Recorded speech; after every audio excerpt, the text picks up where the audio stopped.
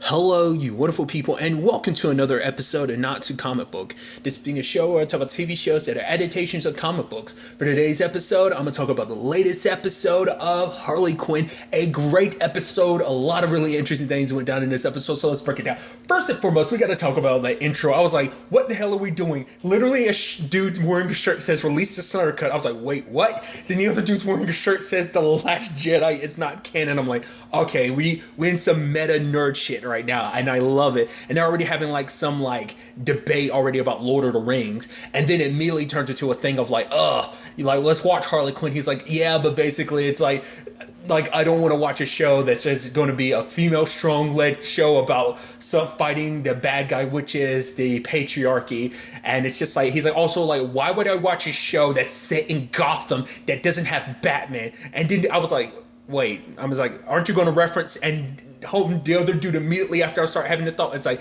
dude, didn't you watch all 5 seasons of Gotham? And that's what I thought exactly. I was like, yeah.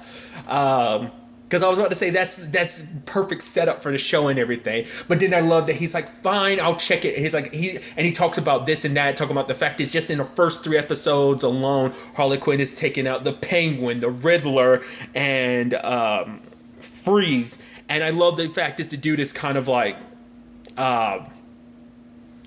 it was like, oh yeah, like he made a joke about like the whole thing about like her going up against Joker, you know, and beating him last season and everything, and also like you taking down all these villains like this. It was just, I just love that they just like went super meta, and this is like the first, they did a lot of it first with this episode. I think it's kind of interesting because like I think this is the first episode that's really broken the fourth wall like that. 2, it's an episode of Harley Quinn that doesn't have Harley in it at all.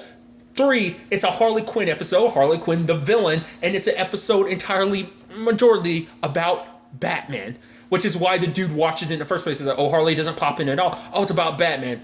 All right, fine, I'll watch the episode. Because even the other dude was like, yeah, like for someone who kind of thinks the show is terrible and stuff like that, you know a shit ton about it. You've watched a lot of episodes. He's like, fine, I'll watch it. So I was like, I love that fourth wall breaking aspect to it. But also like, Bruce wakes up from his coma and everything, and Alfred is there.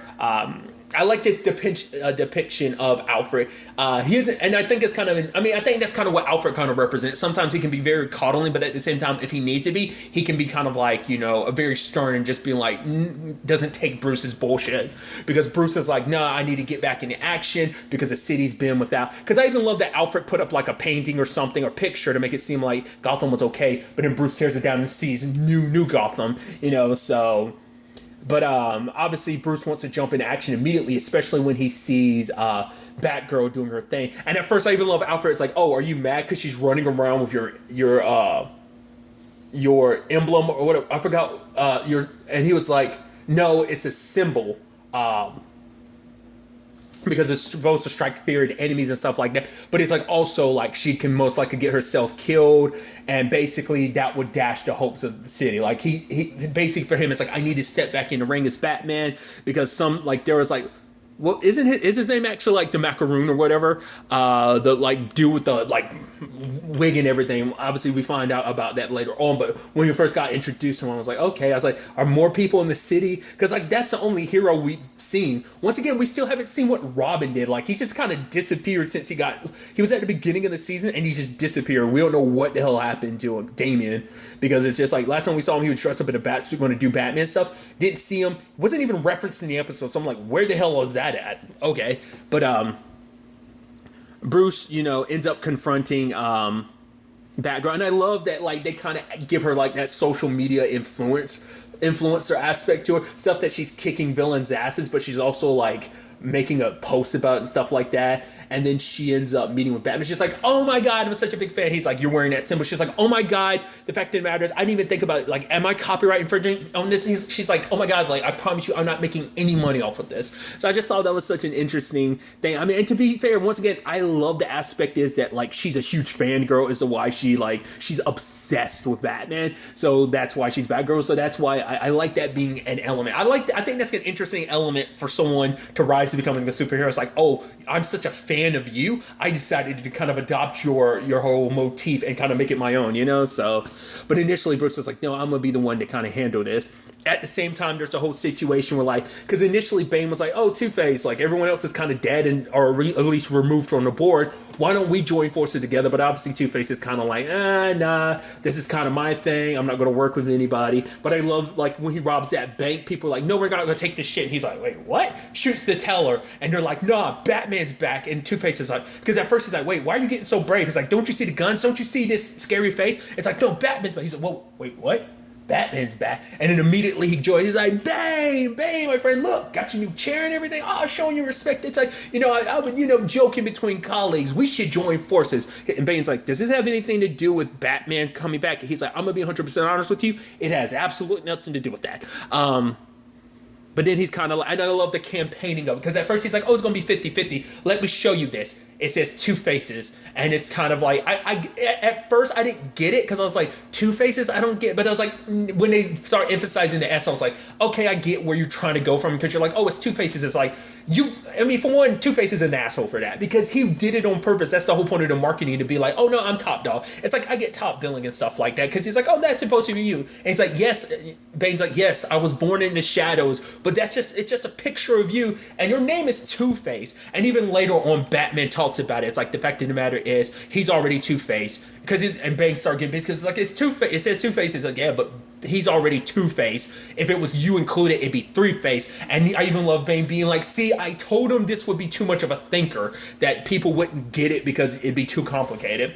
I also love that Lucius fixed Bruce up a suit, even though like Alfred kept being like, the fact of the matter is, you're too frail right now. Once again, Alfred gives no fucks. He's telling Bruce the way it is. He's like, I'm not taking your shit. You're too battered and broken to fight this fight. But the fact is, Bruce is so damn stubborn. And even Alfred saying, like, your ego won't let you just... Because you presented yourself in front of Batgirl, she posted you out there to the world. And now every villain, everyone in Gotham thinks the Batman is back. And because of that, they're in hope and everything. That false hope has risen. So it's much worse than...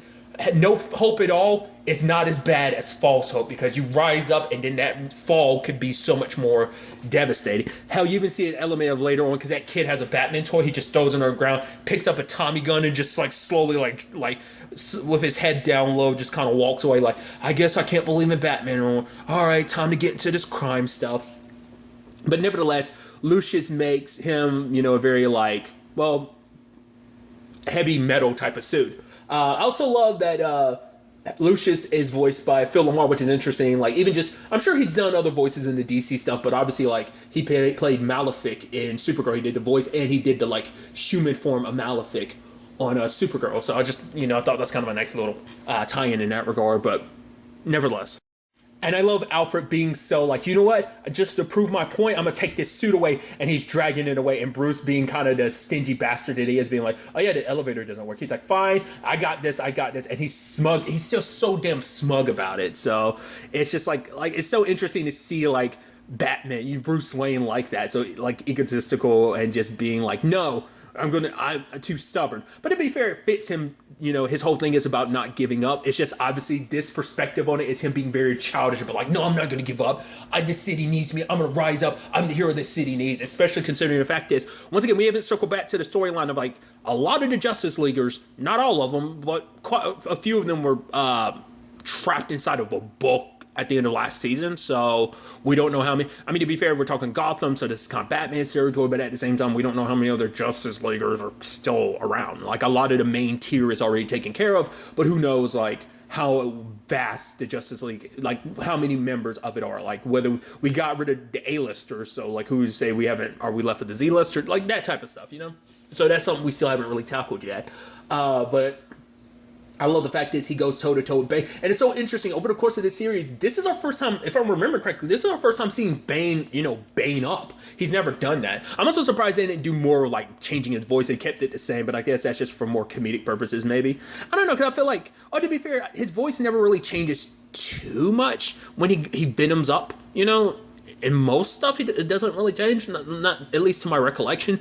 But he whoops Batman's ass. It was kind of like steady even for a little bit, but then immediately he gets his ass handed to him. And I was like, oh, I mean, he's already kind of broken. Is like Bane going to do the Batbreaker? And he does a different version of it and just straight up breaks his leg. I was like, oh, that was gnarly. And then like Two-Face's gang come up and it's like, yeah, we're gonna record this. Yeah, we're gonna put it up online. He's like, dude, that was kind of implied when we said we were gonna record it. And so luckily, what was his name? The Macaroon or whatever shows up, and it's interesting to find out, oh, it's Alfred. That totally makes sense. And he joined forces with Batgirl. So, and I love, she's like, oh my God, your legs, like one's going that way and the other one's kind of dangling like this. She's like, oh, that's gross. He's like, could you just help me?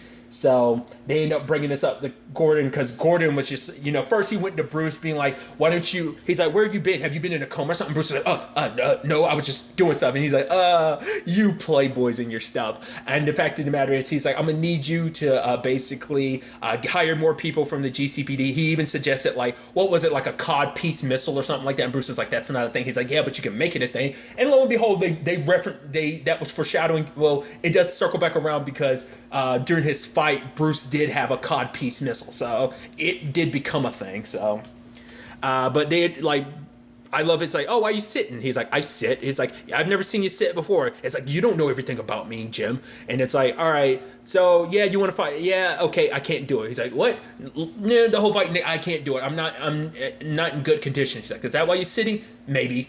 And he's just kind of like, yeah, but this city needs hope, so Batgirl. And obviously Jim being like, really? And she's so excited. Where, hey, Dad, Commissioner Gordon. So it's like, ugh, that's going to be interesting. So kind of creating this new match made in heaven. I also love that Bane. I was curious to see how that whole situation played out between Bane and Two-Face because I was almost wondering like, oh, is Bane actually about to rip Two-Face apart? And it's like, oh no, he calmed down and he's like, oh, we said we want to be partners. And it's kind of like, oh, don't worry, like the fact of the matter is I got a surprise for you and it's a hole. Like, it's like, oh, you were born in the darkness. You were born in a hole that you had to climb out of. He's like, oh, this is great. And Two-Face is like, yeah, go nuts, buddy. And just kind of tiptoes away and just kind of like, trying to supplement. It's like, yeah, I got this idiot kind of working for me. He thinks there's more going on here than it actually is, but so that's an interesting, like I said, interesting partnership, interesting circumstances they set up. Like I said, it's just so interesting. This is technically a show, I mean, not even technically, it's a show about villains. It's from a villain's perspective, them trying to do their villainy thing, and now like we had an entire episode dedicated to the heroes of Gotham. I mean, granted, it's split back and forth between villains, but not the main villains we follow, Harley and a gang. And, so it's just, like I said, it's just an interesting thing when you break it. Like I said, just a whole bunch of firsts in that regard. And then I love we pull out, it's like, hey, all right. He's like, the dude's like, all right. Because when the other dude was like, oh, that's actually a good episode. And the guy's like, all right, it was fine. All right, let's watch the next one. Wait, we have to wait an entire week. He's like, oh, this model of watching television isn't sustainable or something like that. I'm like, that's, they have to be like, I guess they're making the jokes that they feel like people would make. It's just, because nerds can be nerds, we can be very possessive over the stuff that we love and like, so, but it's like, all right, we're just going to go torrent some hentai. I'm like, Jesus. Okay. So, like I said, great episode. I am really, really interested to see where all this takes us going forward into the next episode. It's definitely going to be interesting. But really, that's all I want to talk about. So the next time we meet, be happy, be safe, live life to the fullest, enjoy it. Good day and good